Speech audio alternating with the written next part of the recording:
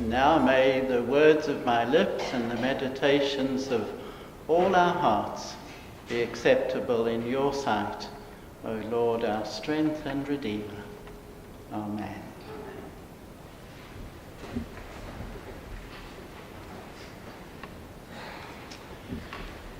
It's over. It's over. I'll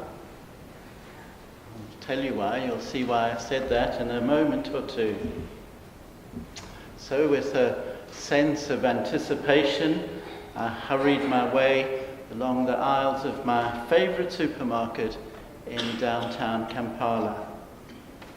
In the freezer section were to be found, amongst the cheeses with chili, tubs of Blue Brand margarine and cartons of milk, a selection of our favourite fruity yogurts, a brand called Jessa.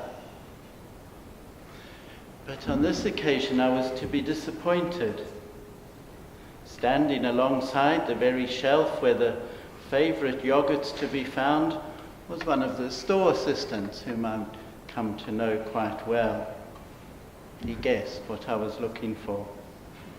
We greeted each other and then he told me, "Very sorry, the good yogurts are over." It was a very typical Ugandan expression, was when something was not there or not currently in stock and may not be for some time. He couldn't say when they would be in. He couldn't say when fresh supplies would be available, and I couldn't wait. Already I was aware of the evening rush hour traffic building up. I could hear the roar of traffic and going past outside the store.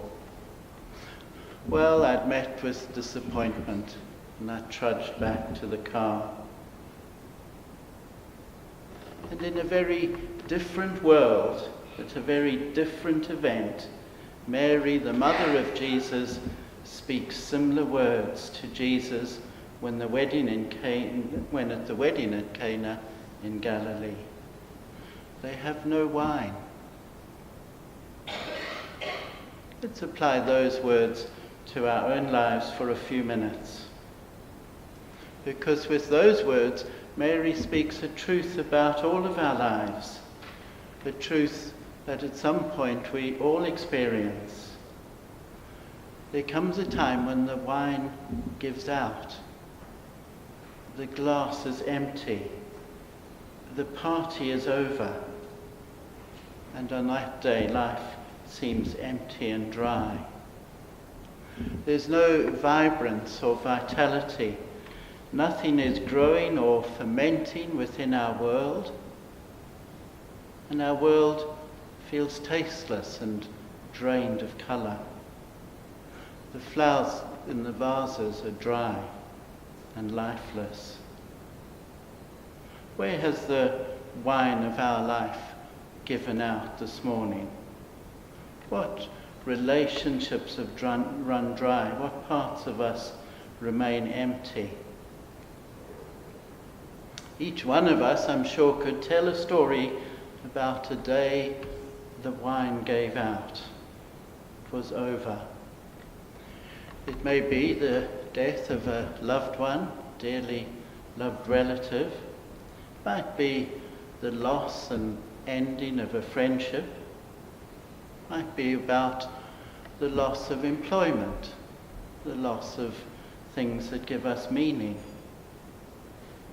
Some of us will speak about our search for love and acceptance. Some of us will describe our thirst for meaning and to be significant. Other of us will tell of our guilt, our disappointments, our regrets. Many of the stories will be about fear of what is or what might be. As someone once said to me, but it wasn't to be. And the comment had a world of disappointment and regret. And this storyline of unanswered prayer, doubts or questions is known by most of us. They're not all stories from the past. Some of us are living those stories today. Behind each of our stories is the hope and desire for the wedding, for the party, the event of our life.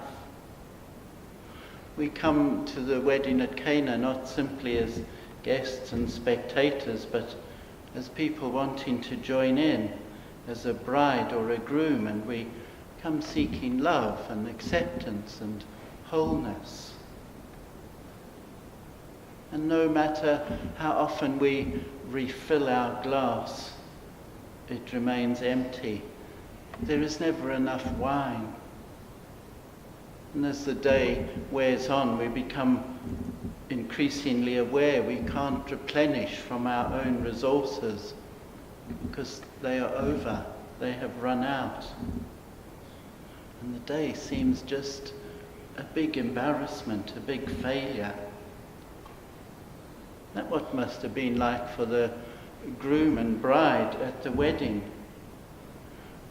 They have no wine, Mary tells Jesus. It's not a condemning statement, as if it's his fault or somebody else's fault. It's just an observation. That's how it is. But God didn't intend or ever expect us to live by the sufficiency of our own resources. Jesus is the chief steward of our lives. And the day the wine runs out is the beginning of a miracle.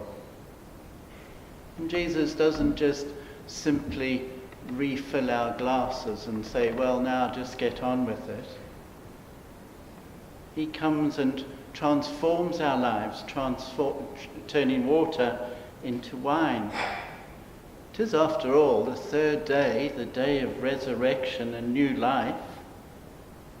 That which was colourless is now vibrant red. That which had no taste now tingles the tongue.